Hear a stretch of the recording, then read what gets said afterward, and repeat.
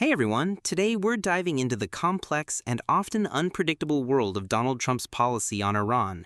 It's been a real roller coaster lately, with some truly surprising turns that have left many scratching their heads. In what seemed like Donald Trump's personal narrative, the situation with Iran unfolded over just 3 chaotic days. It all reportedly began on a Saturday, with the U.S. said to be dropping bombs on Iran's nuclear sites, according to administration sources. This move suggested the U.S. was joining Israel's ongoing conflict with Iran. Then, on Sunday, Trump started talking about the idea of regime change in Tehran. This concept, aiming to replace the existing government, was welcomed by some traditional Republican foreign policy figures, but concerned others who favored a less interventionist approach. But then came Monday, and a remarkably abrupt change. Just when it seemed the U.S. was heading back towards the interventionist Middle East strategies reminiscent of the George W. Bush era, Trump unexpectedly announced a ceasefire. He declared that hostilities would end. "Congratulations to everyone," he posted on Truth Social, his own social media platform. He claimed Israel and Iran had agreed to a complete and total ceasefire that would begin in a matter of hours. He even labeled the conflict the 12-day war, stating that the world would applaud its conclusion. What triggered this unexpected turn towards reconciliation, according to Trump, it was because Iran's response to the reported U.S. bombing raid over the weekend was limited. He stated that while Tehran did fire missiles at a large U.S. military base in Qatar on Monday, they did so after giving Washington early notice. And unlike the U.S. strikes, which Trump claimed had totally destroyed Iran's nuclear sites, though there was no independent confirmation of this, Tehran's barrage left the U.S. base and its personnel unharmed. These dramatic policy reversals on Iran once again highlight Donald Trump's distinctive approach. He often alternates between strong threats, attempts to cut deals, taking extreme measures, and then suddenly declaring victory even when facing significant global issues. Those involved in international trade are familiar with these policy shifts, as he previously imposed high tariffs on many U.S. trading partners before rolling some of them back. But in the realm of national security, the president's fluctuating positions have taken him from publicly expressing a desire for the Nobel Peace Prize to launching a direct assault on Iran. This latest move towards peace warrants a cautious perspective. By Monday, there was no established evidence that the U.S. bombing raid had destroyed Iran's nuclear facilities. Furthermore, the reactions from Iran and Israel to this proposed ceasefire, which was announced via social media and not an officially confirmed diplomatic agreement, or its potential durability, remained unknown. But foreign policy experts in Washington suggested that by even planting the idea of regime change, Trump increased pressure on Iran's supreme leader Ayatollah Khamenei. This could push Khamenei to make more concessions at the negotiating table and avoid further retaliation or risk a potential U.S. effort to end his rule. Dennis Ross, a former U.S. Middle East envoy, explained it this way.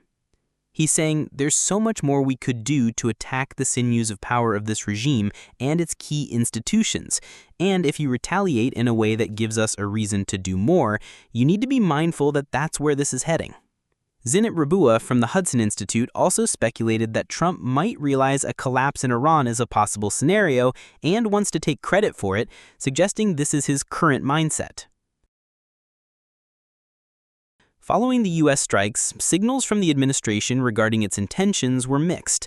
On Sunday morning, top U.S. officials, including Vice President J.D. Vance and Defense Secretary Pete Hegseth, went out of their way to state that the U.S. was not seeking regime change in Tehran. However, their statements were quickly contradicted by Trump himself, who later that day brought up the possibility of new Iranian leadership. White House Press Secretary Caroline Leavitt defended the president's comments, stating, "If the Iranian regime refuses to come to a peaceful diplomatic solution, which the president is still interested in engaging in, why shouldn't the Iranian people take away the power of this incredibly violent regime?"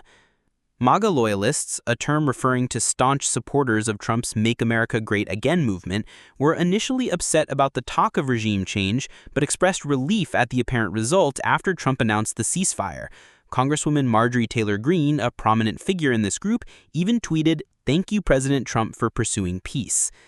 Trump's strike and his comments about the Iranian leadership also garnered praise from more neoconservative Republicans, a faction that generally advocates for a more assertive foreign policy, such as Nikki Haley, his 2024 presidential rival, and his former national security advisor John Bolton.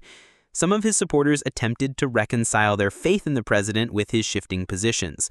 Charlie Kirk, a well-known conservative media host, insisted that Trump was looking for a bottom-up revolution in Iran rather than a U.S.-imposed change of government.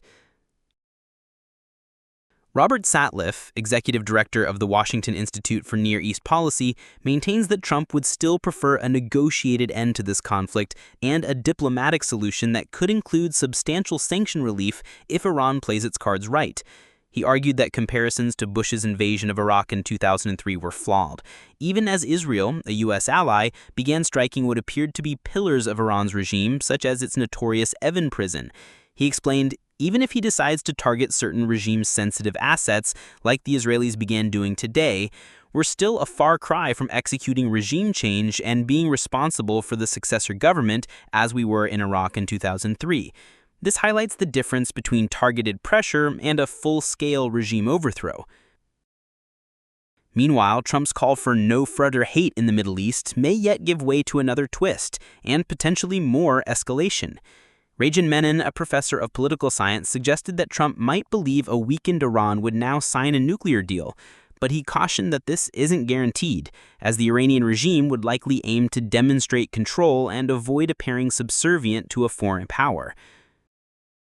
It's clear that Donald Trump's approach to Iran remains anything but predictable. We've witnessed rapid shifts from threats to proposed deals, extreme measures, and sudden announcements of peace. What do you think will happen next in this complex and critical international situation?